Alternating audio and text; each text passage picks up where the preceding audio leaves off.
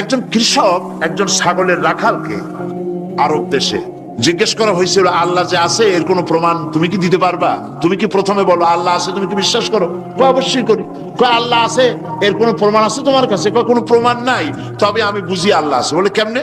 কয় যে আমি তো ছাগলের রাখাল, আমি তো লেখাপড়া করিনি, আমি দার্শনিকও না বিজ্ঞানীও না কিছু না, ছাগল পালি।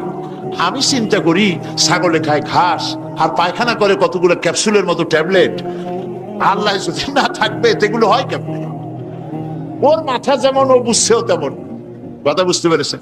ছাগলের রাখাল ছাগলের পায়খানা দেখা ওর মনেও চিন্তা আসে, নিশ্চয়ই কেউ পরিকল্পনা করে এরকম করে। কিন্তু ইউনিভার্সিটিতে কিছু সংখ্যক শিক্ষক আছেন জনগণের 12 কোটি মুসলমানের পয়সা দিয়া বেতন খায় আর বলে আল্লাহ নাই। একজন তো এই কথা কয়ে মরেই গেছে। মরার সময় বেচারা বুঝতে পারছে যে কবরে গেলে দশাটা কি হবে, সেই জন্য কবরে যাব না। বলে দিল আমার দাফন করবে না, কাফন দিবা না, জানাজা দিবা না, এমনি নিয়া ফেলাইতো। তারপরে কি বলে মেডিকেল কলেজে দিয়ে দিও, ছেলেরা আমাকে অপারেশন করিয়া কাটাছেড়া করিয়া অপারেশন শিখবে। তার ওসিয়ত অনুযায়ী কাজ হয়েছে, এত বড় বুদ্ধিজীবী, তো তার ওসিয়ত তো শোনাই লাগে। ওর কাফনও হয় নাই, দাফনও হয় নাই, গোসলও হয় নাই, কপালে নাই, কি হবে? তারপরে থুইছে বারডেমের মধ্যে। কিছুদিন পর তাকে পাঠানো হয়েছে মেডিকেল কলেজে। মেডিকেল কলেজের ছাত্ররা যখন শুনলো যে ওই লোকটার লাশ আসতেছে, ওরা দাঁড়ায় বলছে আল্লাহর রাস্তায় মাপ চাই, এই হুজুর এখানে আনবেন না।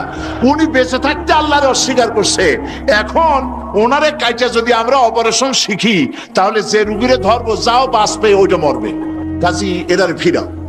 এরপরে নিয়া কোনো জায়গায় নিল না, আবার নিয়া বারডেমের ডিপ ফ্রিজের মধ্যে রেখে দিছে। আমার এখন চিন্তা হয়েছে যে এই লাশটারে যদি এখন রাস্তায় ফেলায় দেয় কুত্তাও খাবে না, কারণ আমার দেশের কুত্তা, আমার দেশের কুকুরেরা এতটা অভদ্র না যে কুকুরে এত পুরানা বাসি লাশ খাওয়ার মতো আমাদের কুকুর এত বেয়াদব হয় নাই, এতটা অসভ্য হয়ে পারে না। কাজেই আল্লাহর সাথে যারা নাফরমানি করে আল্লাহ এরকম দেখান, তবে এগুলি বুঝবে কারা? বুঝবে কারা?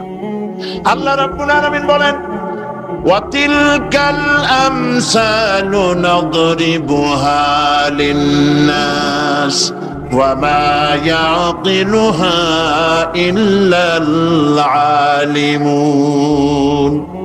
অসংখ্য দৃষ্টান্ত এই পৃথিবীর বুকে ছড়ায় রেখেছি, এসব দৃষ্টান্ত থেকে উপদেশ গ্রহণ করতে পারবে তারা যাদেরকে আমি রব্বুল আলামিন জ্ঞান দান করেছি, যাদের জ্ঞান দিয়েছি।